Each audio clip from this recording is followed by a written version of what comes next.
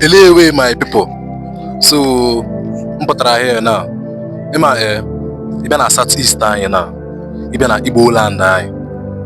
Ngwa gị that ime ọ dị ya with the funnest beat maker ya so wash. Because ka ngwa gị eziokwu na ime ọ dị ya with the funnest beat maker anyị nwere na Igbo land anyị nwere na Southeast anyị. Ịso wash jụ ajụjụ. So ilela m content ya ma ọ dị lay back to back. Ime ọ dị ya with the number one comedian anyị nwere na Igbo land anyị. Entertainer ọ ya wa.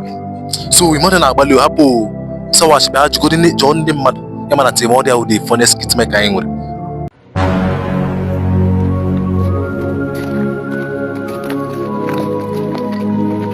Jesus.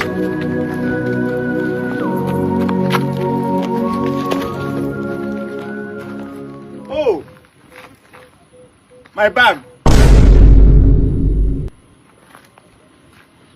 Where's my bag?